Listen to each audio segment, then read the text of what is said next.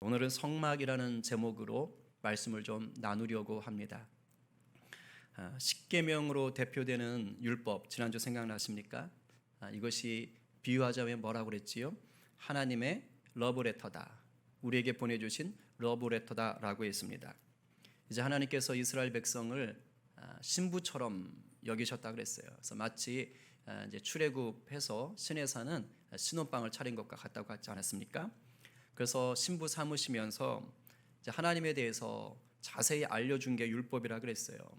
그래서 율법을 보게 되면 우리 하나님께서, 신랑 되신 하나님께서 무엇을 좋아하시는지, 무엇을 싫어하시는지를 이제 알 수가 있는 것이죠. 그래서 하나님이 그 율법을 주시면서 이걸 따라서 잘 지키면 나와 깊은 친밀함을 누릴 수 있어. 우리 신랑 신부가 서로 깊은 사랑을 나눌 수 있어. 이렇게 하신 거예요. 그런데요, 하나님께서 이스라엘과 깊은 친밀함을 누리기 위해서 율법만 주신 게 아닌 거예요. 신의 사는 하나님이 대표적인 거 두 가지를 주셨단 말이죠. 그게 하나는 율법이고요, 또 다른 하나는 성막입니다. 하나님이 신부된 이스라엘과 친밀함을 누리기 위해 주신 더욱 특별한 것, 바로 성막. 성막은 구별된, 거룩하게 구별된 큰 천막을 생각하시면 되는 거예요. 왜 하나님이 성막을 주셨을까? 자, 하나님은 영이시기 때문에 우리의 눈으로 볼 수가 없습니다.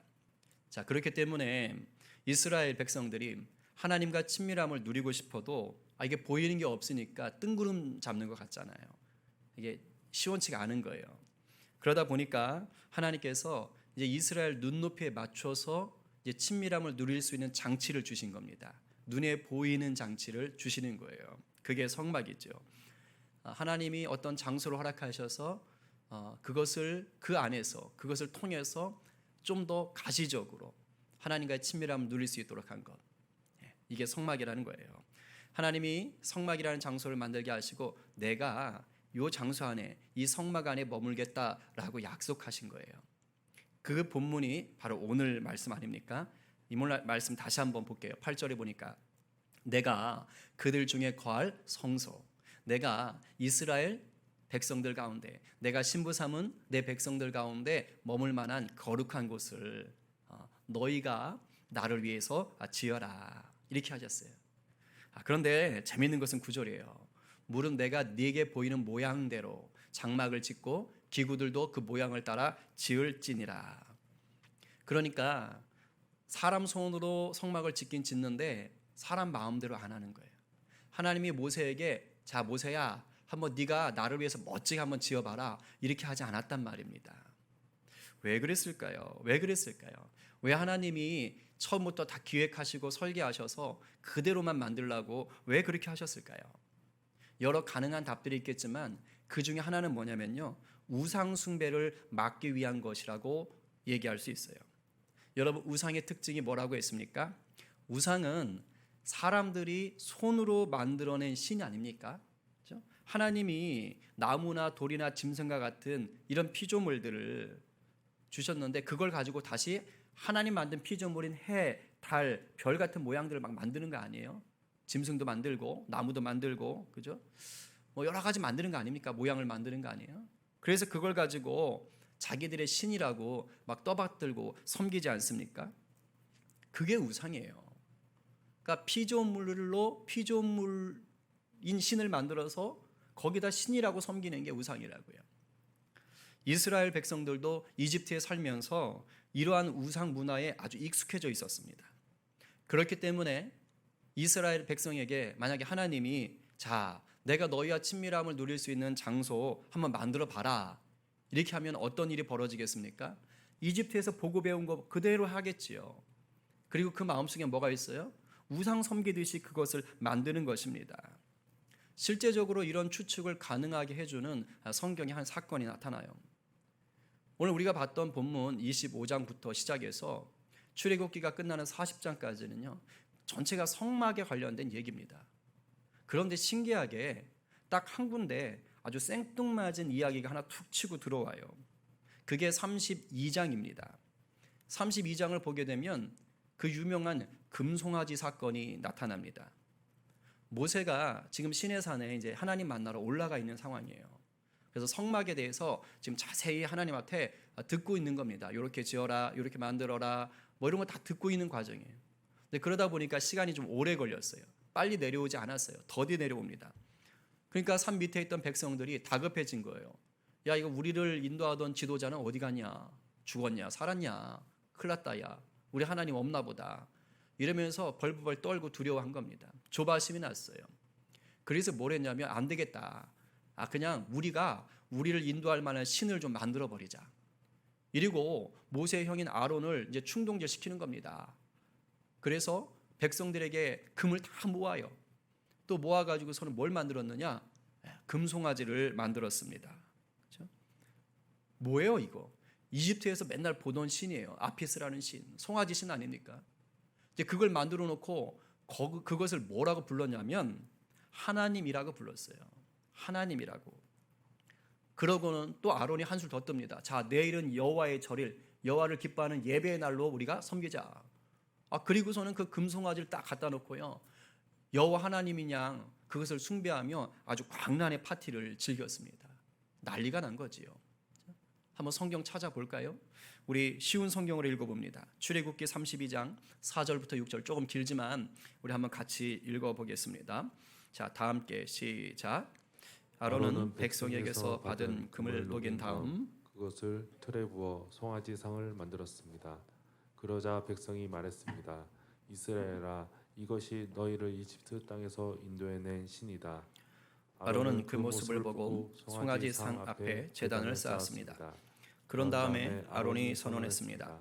내일 여호와를 위한 절기를 지키겠다. 이튿날 아침 백성은 일찍 일어났습니다. 그들은 번제와 화목제를 드렸습니다. 백성은 앉아서 먹고 마시다가 일어나서 마음껏 즐기며 놀았습니다.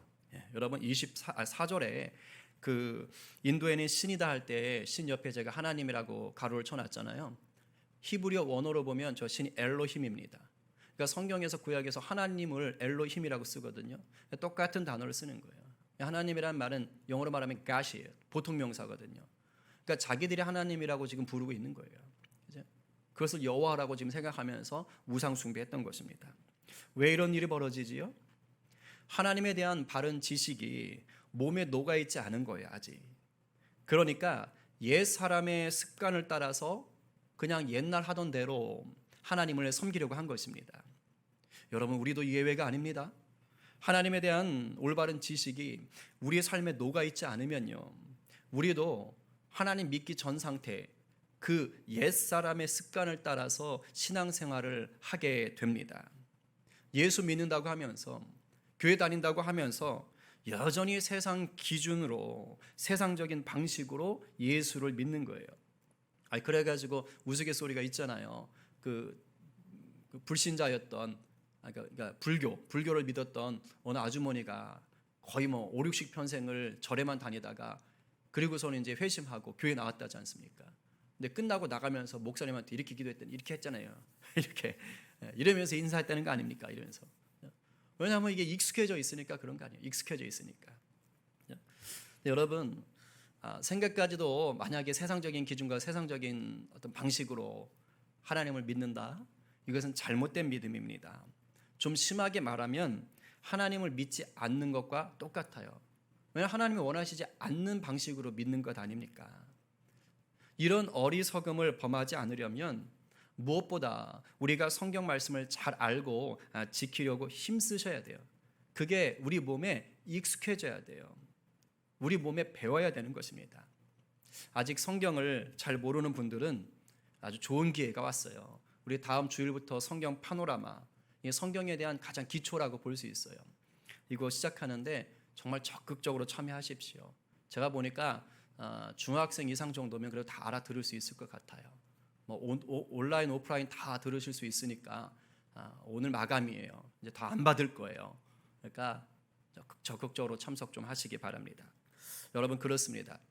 하나님은 성막이 우상화되는 것을 아예 철저히 원천봉쇄 막아버리셨어요. 사람의 생각, 사람의 지혜가 아니라 하나님의 생각, 하나님의 지혜로만 만들게 하셨습니다. 그래서 성막은 하나님이 주인 되시고 하나님이 머무시는 곳임을 이스라엘 백성들에게 분명하게 가르쳐 주신 거예요. 이스라엘 백성들은 하나님을 눈으로 직접 볼 수는 없었지만 하나님께서 그 성막 안에 머무시고 계시는구나 라는 증표는 이제 볼 수가 있게 되었습니다. 그 증표가 어떻게 나타났느냐? 바로 성막 위에서 뿜어져 나오는 불기둥과 구름 기둥이었어요. 이스라엘 백성을 처음 인도할 때부터 있었던 그것이 이제 성막 안에서 뿜어져 나오기 시작한 것입니다. 여러분, 불과 구름은요, 하나님이 나타나셨다, 하나님이 임재하셨다라는 것을 보여주는 대표적인 자연물, 증표예요. 증표. 하나님이 아니라 하나님의 임재하심을 보여주는 증표입니다. 하나님이 시내산에 백성들을 불러서 처음으로 백성들에게 자신을 드러내십니다. 강림하신다 그러죠. 그럴 때 어떻게 나타났느냐? 역시 여기에도 구름과 불이 등장해요. 우리 출애굽기 19장 보니까 이렇게 되어 있어요. 산 위에 짙은 구름이 끼면서 천둥과 번개가 쳤습니다. 그리고 18절에 시내산은 연기로 덮여 있었습니다. 왜냐하면 여호와께서 불 속에서 산으로 내려오셨기 때문이었습니다. 아주 대표적인 게 이 구름과 불입니다. 그런데 성막에서 낮에는 불기둥으로, 낮에는 구름 기둥이, 밤에는 불 기둥이 떠올라서 이제 하나님이 머물고 계시다는 것을 다 보여준 거예요. 그리고 이스라엘과 하나님이 함께하고 계시다라는 것을 보여준 것입니다. 출애굽기 맨 마지막 절에 이렇게 써 있어요. 낮에는 여호와의 구름이 성막 위에 있고 밤에는 불이 그 구름 가운데에 있음을 이스라엘의 온 족속이 그 모든 행진하는 길에서 그들의 눈으로 보았더라. 그러니까 하나님의 임재를 늘 보면서 살 수 있었던 것입니다. 이게 바로 하나님이 친밀함을 누리기 위해서 가시적으로 눈높이에 맞춰 성막을 준 것입니다. 자, 그렇다면 하나님은 성막을 통해서 신부된 이스라엘과 어떤 친밀함을 누리시려고 하셨을까요? 그것은요, 그냥 너희가 눈으로 보면서 불기둥 구름 기둥만 봐, 그게 아니고요. 이제 하나님이 친밀함을 누리시고 싶은 어떤 액션, 행동이 있을 거 아닙니까? 요구하는 게 있을 거 아니에요? 그게 바로 제사입니다. 제사. 예배 받으시는 거였어요. 성막에서 하나님이 예배를 통해 친밀함을 누리고 싶었던 거예요. 이스라엘 백성들은 성막에 와서 번제, 소제, 화목제, 속죄제, 속건제 같은 이러한 제사를 하나님 앞에 올려드렸어요. 그래서 이런 제사를 올려드리면서 때로는 하나님께 감사와 찬양을 올려드렸고요, 헌신을 다짐했고요, 또 지은 죄가 있다면 그 지은 죄에 대해서 용서함을 구했습니다. 율법을 통해서 하나님이 좋아하시고 싫어하시는 게 무엇인지를 알게 되었다면 이제 성막의 제사를 통해서는 삶으로 표현해낸 그 율법의 열매를 올려드린 겁니다. 비유함이 이런 거예요. 마치 시내산 주변에 이제 이스라엘 백성들이 흩어져서 살았잖아요. 그러면 시내산 주변은 신부된 이스라엘 백성들이 이 율법을 실천하면서 살았던 삶의 현장인 거예요. 그에 반면에 성막은 이제 뭐냐? 그 삶의 현장에서 율법을 실천했던 그 결과물들 있잖아요. 이제 그걸 가지고 신랑이 계시는 성막, 신혼방으로 오는 겁니다. 신혼방에 다 와가지고 이랬어요, 저랬어요, 오늘 이건 좀 실수한 것 같아요, 이건 좀 잘못했어요, 이건 너무 좋았어요. 이게 성막에 와서 우리 하나님과 신랑 되신 주님과 이야기 나누는 거예요. 그래서 삶의 현장에서 율법을 잘 실천했으면, 기쁨과 감사가 넘쳤으면 성막에 와서 뭐 하는 거예요? 감사의 제사 올려드리는 거예요. 나 하나님과 더 친해지고 싶어요. 그래서 화목 제사 올려드리는 거예요. 나 하나님께 더 헌신하고 싶어요 하면서 번제 올려드리는 거예요.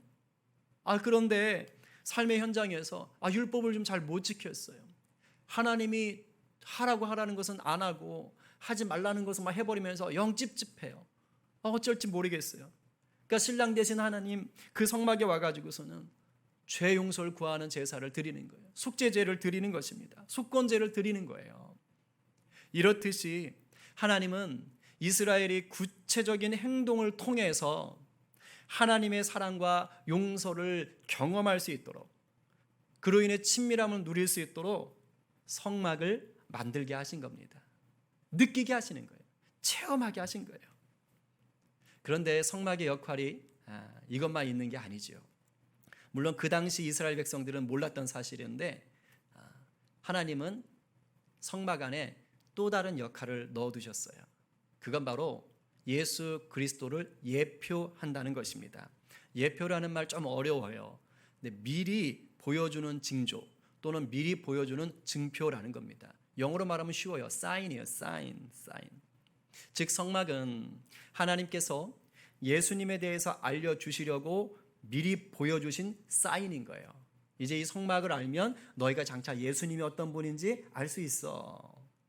그러니까 우리가 예수님에 대해서 할 때 성막을 보면 아, 이게 바로 예수님과 연관이 있는 거였구나. 이제 이렇게 알 수 있는 것이죠. 자, 이제 우리가 성막에 대해서 좀 간단히, 원래는 굉장히 길게 봐야 되는데 설교 시간 안에 우리가 봐야 되니까 짧게 좀 보면서 성막이 가진 의미와 예수님과의 관계와 또 오늘 우리 삶에 어떻게 적용되어야 되는지를 좀 생각해 보겠습니다. 일단 성막 전체를 한번 훑어볼게요. 짧은 영상입니다. 자, 집중하죠.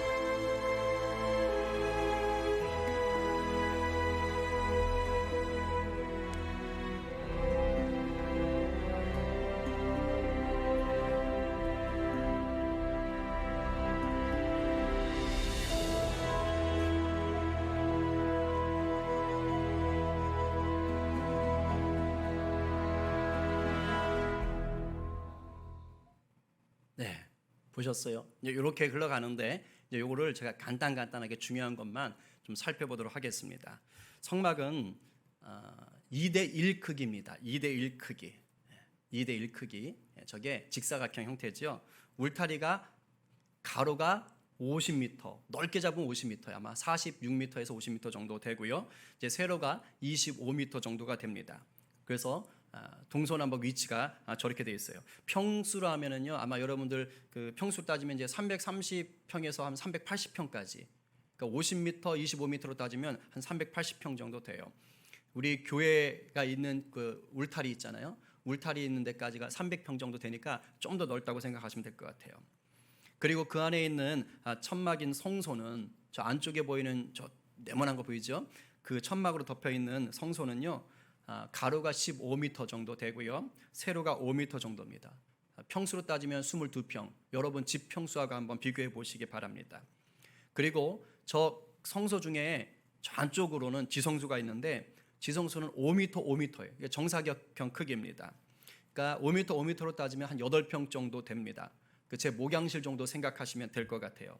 우리 식당이 딱 6m, 6m거든요. 그러니까 지성소는 식당보다 더 조그만 거예요. 한번 생각해 보시겠어요? 전능하신 창조주 하나님께서 이스라엘 백성들을 신부 삼으시겠다고 어디에 임재하신 거예요 지금? 이 지성소에 계신다 그랬잖아요. 8평도 안 되는 곳으로 스스로 그 자기를 제안하셔서 오신 겁니다. 8평도 안 되는 방에 하나님이 계시겠다고 그 전능하신 분이 거기에 계신 거예요. 저는 이게 참 놀라운 은혜가 되더라고요. 그 위대하신 분이 우리 신부 삼아놓겠다고 친히 거기까지. 이 하나님의 놀라운 사랑이 나중에 어떻게 드러납니까? 우리를 위해서, 그렇죠? 저와 여러분을 위해서 죽으신 그 예수의 그리스도의 십자가 사랑으로 드러난 것 아니에요? 어떤 사건이에요? 신이 인간이 돼버린 거예요. 죽으시기 위해서. 신은 못 죽잖아요.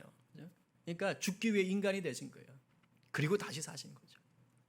이 얼마나 놀라운 은혜입니까? 이 은혜 가운데에서 우리가 더 이제 성막 가운데 좀 깊이 들어갑시다. 자, 이제 저와 함께 성막 안으로 들어가 봅시다. 이스라엘 백성들이 이제 제사를 드리려고 흠이 없는 가축을 데리고 오잖아요. 그리고 동쪽으로 난 문, 저 빨간색 있죠? 저게 동쪽에 있는 문입니다. 동쪽으로 난 문을 열고 들어갑니다. 이 문을 열고 들어간다는 건 바로 구원의 하나님과 내가 친밀함을 누리겠다는 이 결단의 첫 단추를 깨는 거예요. 친밀함을 누리겠다. 문을 열어야 될 거 아닙니까? 들어가야지요. 자, 문을 열고 이제 들어가면 이 출입문은 이제 예수 그리스도의 구원의 문 되심을 보여주는 거예요. 이게 그리스도를 예표하는 것입니다. 구원의 문, 예수님이 우리의 구원의 문이 되신다. 요한복음 10장 9절에 이렇게 써 있어요. 다 함께 읽어볼까요? 자, 시작.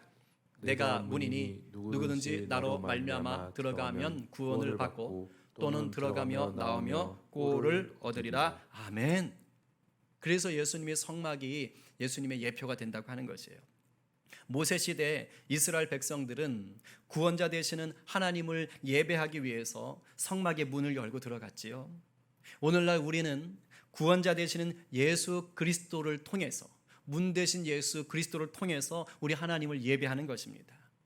오늘 우리의 예배, 비록 온라인으로 막 뿔뿔이 다 흩어져서 예배 드리시겠지만은 머무시는 곳곳마다 예수님으로 인해 참 예배가 드려지는 줄 믿고 여러분들을 축복합니다.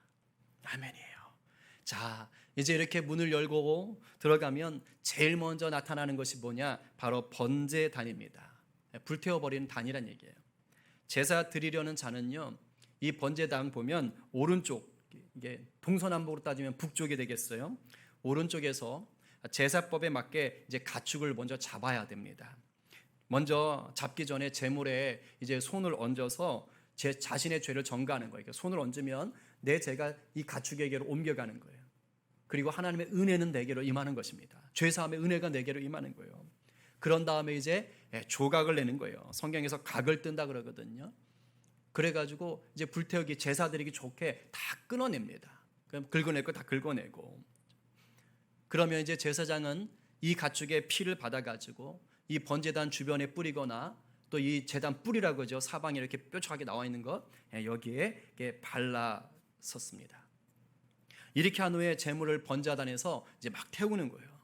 그러면 이 제물이 타는 그 고기 타는 냄새가 뭐가 좋겠어요?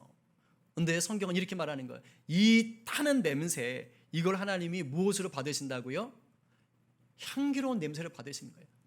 그 짐승 타는 냄새, 그 고기 타는 냄새, 그게 우리 귀에 우리 코에 근데 그거를 하나님은 이러면서 스윗해 이러면서 너무너무 좋아하시는 거예요. 뭐예요? 예배를 기쁨으로 받고 친밀함으로 누리시는 것입니다. 이 번제단은 무엇을 예표하는가? 예수 그리스도께서 우리를 위해 십자가에 죽으시고 우리 죄를 사해 주신 은혜를 보여주신 거예요. 그러니까 예수의 십자가 죽음을 예표하는 것입니다. 왜냐하면 예수님께서 세상 죄를 지고 가는 어린 양이 되셨기 때문이에요. 세례 요한이 말하잖아요. 보라, 세상 죄를 지고 가는 어린 양이로다. 그러니까 친히 어린 양이 되셔서 우리를 위해 제물이 되신 것입니다. 그러니까 예수님도 친히 당신께서 그 말씀을 하셔요. 우리 같이 한번 읽어봐요. 요한복음 10장 15절 말씀.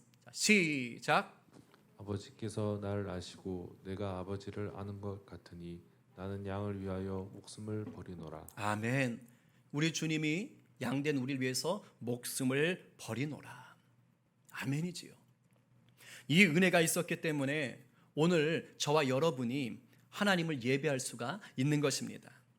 그리고요, 구약시대 때는요, 죄를 지을 때마다 건수마다 이렇게 제물을 가지고 와서 죄 용서의 제사를 드렸어야 했어요. 하지만 예수님은 딱 한 번이에요. 단 한 번 십자가에서 우리를 위해 제물이 되심으로 영원히 우리의 죄를 사해 주셨습니다. 이걸 영단번이라는 표현을 씁니다. 영단번. 그러니까 더 이상 우리가 예수님으로 인해서 구약의 제사가 필요 없어진 거예요. 그가 거룩하게 된 자들을 한 번의 제사로 영원히 온전하게 하셨느니라. 아멘. 그렇기 때문에 나를 위해 친히 제물이 되신 예수 그리스도를 믿는다면, 믿으시지요? 믿는다면 이제 우리 역시 어떻게 해야 되지요? 우리의 몸을 거룩한 산 제물로 드려야 됩니다. 로마서 12장 1절 말씀처럼 우리의 몸을 산 제물로 드릴 때, 즉 우리의 삶을 산 제물로 드릴 때, 그럴 때 우리가 참된 예배자, 참된 예수의 제자로 살아갈 수가 있는 것입니다. 이제 번제단을 지나서 그 다음에 한번 가봅시다. 물두멍이 있습니다. 이게 뭐냐? 그냥 손발 닦는 물그릇이에요. 큰 대야입니다. 이것은 제사장들이 사용하던 거예요. 제사장들이 제사를 드리기 전에 또는 그 앞에 보이는 성소 안으로 들어가기 전에 손발을 깨끗하게 씻어야 됩니다. 이 정결 예식이에요. 만약에 손발 안 씻고 들어갔다 죽습니다. 그들이 회막에 들어갈 때에 물로 씻어 죽기를 면할 것이요. 안 씻으면 죽는다는 얘기지요. 제단에 가까이 가서 그 직분을 행하여 여호와 앞에 화제를 살을 때에도, 불태워 드리는 제사를 할 때에도 그리할지니라. 그러니까 정결해야 된다는 것이에요. 이것이 예수 그리스도의 무엇을 예표할까요? 바로 성결하신, 흠이 없으신 예수 그리스도를 보여주는 거예요. 성결의 영으로는 죽은 자들 가운데서 부활하사 능력으로 하나님의 아들로 선포되셨으니 곧 우리 주 예수 그리스도시니라. 그럼 이것이 우리에게는 어떤 의미로 다가와야 되는 것이지요? 이것은요, 이 물두멍은요, 날마다 우리가 말씀과 기도로 성결해지는 것을 얘기합니다. 날마다 말씀과 기도로 우리의 삶을 회개하고 예수 더 닮아가는 자로 나아가도록 요구하는 것이에요. 우리 주님께서 십자가 달리시기 전에 이제 세족식 제자들의 발을 씻기지 않습니까? 그때 이걸 거부하는 제자에게 뭐라고 말하십니까? 한번 읽어보지요. 자, 시작. 예수께서 가라사대 이미 목욕한 자는 발밖에 씻을 필요가 없느니라 온몸이 깨끗하니라. 무슨 말이에요? 여기서 목욕은 이미 구원받았다라는 거예요. 그런데 예수 그리스도를 통해, 십자가 보혈을 통해 구원받는 것은 한 번으로 완전하지요. 구원 몇 번 받고 이런 거 아니지요. 하지만 구원받은 자의 이 세상의 삶은 완전한 게 아니에요. 구원받았지만 이 세상에서 살아가는 동안 우리의 삶 자체는 불완전합니다. 그래서 목욕은 했지만 뭐가 필요한 거예요? 날마다 여러분 세수하고 발 씻고 이런 거 말입니다. 그래서 주님 다시 만나는 그날까지 성화, 거룩한 삶을 위해서 애써야 된다는 거예요. 날마다 손발 씻으라는 것입니다. 어제보다 오늘이, 오늘보다 내일이 더욱 거룩해지는 저와 여러분 되기를 간절히 축원합니다. 자, 이제 물두멍에서 손발 씻었어요. 이제 본격적으로 성소로 들어가는 것입니다. 자, 저 휘장 보이시죠? 이 휘장을 열고 딱 들어가면 세 가지가 보이게 됩니다. 남쪽에 금으로 만든 등잔대가 있어요. 저 왼쪽이 남쪽입니다. 금으로 만든 등잔대가 있고 반대편 북쪽에는 진설병을 올리는 떡상이 있습니다. 그리고 서쪽인 지성소 바로 앞에는 분향단이 있습니다. 우리 등잔대부터 볼까요? 이 금으로 만든 등잔대는요, 이게 이렇게 조각하고 붙이고 이런 게 아닙니다. 순금을 아예 두드려가지고 펴가지고 아주 정교하게 펴서 만드는 거예요. 매일 불을 밝혀야 됩니다. 이것이 예수 그리스도의 무엇을 예표할까요? 바로 빛으로 오신 예수 그리스도를 예표하는 겁니다. 예수께서 또 말씀하여 이르시되 나는 세상의 빛이니 나를 따르는 자는 어둠에 다니지 아니하고 생명의 빛을 얻으리라. 제사장들이 날마다 이 등잔대에 불을 밝혀야 했던 것처럼 오늘 우리에게는 어떤 모습이 있어야 되지요? 바로 세상을 밝히는 빛이 되어야 됩니다. 우리가 그렇게 부름 받았기 때문이에요. 예수님이 우리에게 너희는 세상의 빛이라, 우리의 삶을 통해 하나님께 영광 돌려라 라고 말씀을 하셨습니다. 우리 삶 가운데 이 은혜가 날마다 넘쳐나기를, 빛 대신 주님과 동행하며 그리스도의 빛을 뿜어내는 자 되기를 간절히 축원합니다. 자, 이제 금 등잔대 맞은편 한번 봅시다. 진설병이 놓여 있는 떡상이 보입니다. 우리가 볼 때 호떡처럼 생겼지 않습니까? 그렇죠? 진설병이라는 말은 한자어예요. 한자어인데 그냥 한자어는 별 의미 없어요. 그냥 차려놓은 떡 이런 뜻입니다. 근데 성경적인 의미로 보면 뭐냐? 거룩한 빵 정도 될 거예요. 거룩한 빵. 근데 저 개수 세보세요. 빨리 세보세요. 왼쪽 오른쪽 몇 개씩입니까? 6개씩. 합하면 12개. 무엇을 상징하지요? 12지파를 상징합니다. 이스라엘 12지파에게 하나님께서 양식을 끊임없이 공급하신다. 하나님이 공급하시는 분이시다 라는 것을 지금 보여주고 있는 것이에요. 그래서 저 빵은 안식일마다 새로 차렸다고 합니다. 저 진설병은 예수 그리스도의 무엇을 예표합니까? 바로 생명의 양식이 되시는 예수 그리스도를 보여주지요. 요한복음 6장 52절 상반절 한번 읽어볼까요? 자, 시작. 나는 하늘에서 내려온 살아있는 떡이니 사람이 이 떡을 먹으면 영생하리라. 누구를요? 예수님을요. 예수님과 하나 되면요, 예수님을 믿으면요, 영생한다는 거예요. 여러분, 예수님을 주인 삼지 않은 자는요, 그 영혼이 배고플 수밖에 없는 거예요. 아무리 육적으로 건강하고 부유해도 영적으로는 뭐 걸린 거예요? 영양실조에 걸려 있는 거라고요. 영이 배부른 자가 진정으로 행복한 자라는 것을 잊지 마시기 바랍니다. 영적으로 배부른 이 행복을 마음껏 누리는 저와 여러분 되기를 간절히 축복합니다. 자, 이제 우리 등잔 때도 받고 진설병도 받지요. 자, 이제 지성소 앞에 있는 분향단입니다. 점점 더 거룩해지는 곳으로 가고 있어요. 이 분향단, 향을 피워 올리는 곳이라는 뜻이 아닙니까? 그러니까 아침 저녁으로 제사장들이 반드시 여기 불을 피워야 되는 거예요. 등을 아침 저녁으로 살피러 올 때마다 여기 향을 피웠습니다. 근데 아무 향이나 피우면 안 돼요. 하나님께서 지정하신 향이 있습니다. 명령대로 만들어야 돼요. 그리고 이 분향단에서 피우는 향은 다른 곳에 가져가서 성전 바깥으로 가져가서 피우면 큰일 납니다. 그럴 수가 없었어요. 저 분향단 사방 끝에 뿔 같은 거 보이지요? 네. 제사장들이 저기서 향만 피우는 것이 아니라 때로는 저 뿔에다가 피를 바르기도 하고요, 또 제단 뿔에다가 피를 뿌리기도 했더랬습니다. 이 지성소 앞에 있는 분향단에서는 이제 항상 뭐가 올라오게 되는 겁니까? 바로 연기가 올라오는 거예요. 향을 피우는 연기가 올라오죠. 이 연기는 하나님의 거룩하심을 강조하는 것입니다. 지성소에 계신 하나님의 거룩하심 가운데 들어오도록 이것을 연기가 보여주는 것이에요. 그럼 이 분향단은 무엇을 예표할까요? 예수님의 무엇을 예표할까요? 바로 중보자 되시는 예수님을 예표합니다.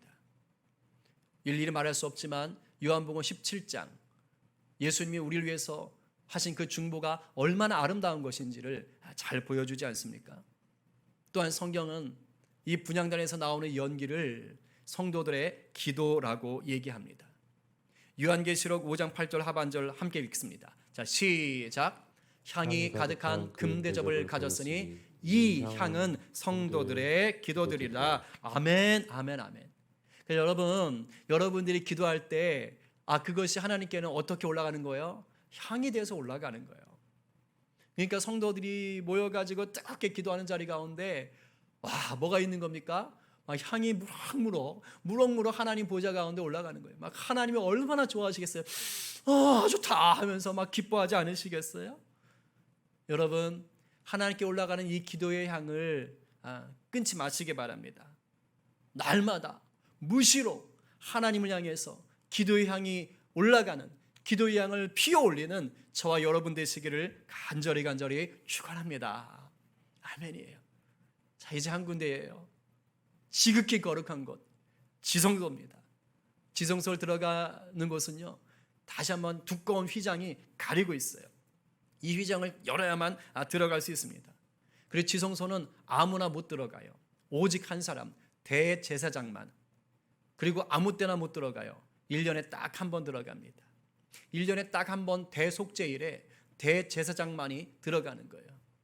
그러니까 다른 사람 못 들어가니까 들어갈 때 어떻게 들어가느냐? 옷 밑에 방울이 달려 있어요. 그리고 끈을 매달아 가요. 왜냐하면 죽었을 때 뭔가 잘못해서 그 자리에서 죽어버리면 들어가서 못 꺼내니까. 그러니까 줄로 당기려고 하는 거예요. 그 정도로 거룩한 곳입니다. 그곳 가운데 휘장을 걷어야지만이 들어갈 수가 있습니다. 근데 할렐루야지요. 예수님께서 십자가에 달려 돌아가실 때 어떤 일이 있었습니까? 바로 성전에 그 지성소를 맡고 있던 큰 휘장이 위에서 아래로 쫙 찢어져 둘이 되지 않았습니까? 그죠? 이 놀라운 역사가 일어나는 거예요. 이로 인해서 어떤 일이 벌어진 거예요? 예수님이 영원한 대제사장이 되셔서 친히 예수님의 육체의 죽음으로 그 휘장을 찢어버리신 거예요. 이로 인해서 오늘날 예수 믿는 우리는요, 누구나 예수님의 보혈을 의지하여서 하나님께 나아갈 수 있게 된 것입니다. 할렐루야, 할렐루야요. 안 그러면 우리 못 들어가요. 하나님 앞에 감히 어떻게 갑니까? 주의 은혜가 우리 가운데 넘치는 줄로 믿습니다. 이제 지성소 안에 들어가면 언약궤라는 게 있어요. 법궤라고도 하지요. 이 언약궤 안에 보면 세 가지 물건이 있습니다. 하나는 하나님 주셨던 그 십계명이 새겨진 돌판, 그리고 아론의 쌍난 지팡이, 그리고 하나님의 극진하신 보호와 도움과 사랑을 상징하는 만나가 든 항아리가 들어 있습니다. 그리고 주의해서 봐야 될 것은 뭐냐? 이 언약궤 뚜껑이에요. 언약궤 뚜껑을 보시면 이렇게 날개를 펴고 있는 거 보이지요? 여기 천사들인데 그룹이라고 그럽니다. 그룹. 그렇죠? 두 그룹이 서로 날개를 펴고 마주보고 있는데 이 자리에 대한 이름이 있어요. 속죄소, 죄를 사해 주시는 자리, 또는 은혜를 베푸는 자리, 시은, 은혜를 베푼다 해서 시은, 은혜의 자리, 시은자라고 얘기하기도 합니다. 하나님이요, 바로 여기 계시다고 하셨어요.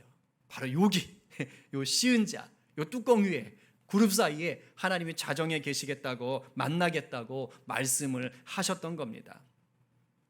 이제 대속죄일에 대제사장이 이곳에 들어오면 백성들의 모든 죄를 대속하기 위해서 바로 이 시은자, 속죄소에다가 피를 뿌리는 거예요.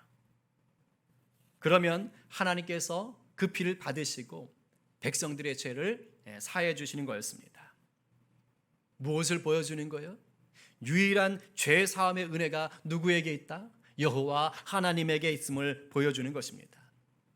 그래서 이 속죄소, 이 법궤 언약궤는 그리스도의 무엇을 예표합니까? 바로 유일한 길이요 진리요 생명이 되시는 우리 예수 그리스도 구원자여 우리의 죄를 대속하신 분을, 구세주를 예표하는 것입니다. 여러분, 성막에 대한 간단한 정리가 끝났어요. 이제 말씀을 정리할게요. 광야의 성막이 오늘 우리들에게 여전히 가치가 있는 이유는 바로 예수님 때문이에요. 예수님을 통해서 그 성막에 의미가 있다고요. 성막을 볼 때 우리가 그 속에서 예수님을 볼 수 있는 거예요. 그리고 바로 그 예수님을 통해서 우리의 삶이 변화됐잖아요. 구원받고 새로운 삶을 살게 되었지 않습니까? 예수님의 십자가 은혜로 말미암아 이제는 우리가 친히 성전된 거예요. 예전에는 눈에 보이는 건물로서의 그 성막이나 성전이 필요했지만 이제는 하나님께서 예수 그리스도 통해서 우리가 성전이라고 말씀하시는 것입니다. 그리고 하나님은 더 이상 그 언약궤 속죄소 시은자 위에 머물지 않으셔요. 어디 계세요? 바로 성전된 우리 마음에 계신 거예요. 저와 여러분의 마음에 하나님의 영으로 머물고 계시는 것입니다. 그렇기 때문에 광야의 성막이 거룩했듯이 우리의 삶도 거룩해야 돼요. 광야의 성막에서 백성들이 하나님과 깊은 친밀함을 누렸듯이 이제 성전된 우리는 우리의 삶 속에서 날마다 우리 주님과 친밀함을 누리셔야 됩니다. 더 이상 가축을 죽여서 드리는 제사, 예배 이제 필요 없어졌어요. 예수님이 날 위해 죽으셨고 나 역시 예수 위에 죽었기 때문입니다. 예수 안에 죽었기 때문입니다. 그렇기 때문에 살든지 죽든지 내 몸에서 그리스도가 존귀하게 되게 하려 한다는 사도 바울의 고백이 나의 고백, 우리의 고백이 되는 성도가 되어야 합니다. 오늘 이 고백을 누가 올려드리시겠습니까? 누가 흠이 없는 산 제물이 되셔서 주님이 기뻐 받으시는 향기가 되시겠습니까? 오늘 말씀에 아멘으로 화답하시는 저와 여러분 되기를 간절히 축원합니다.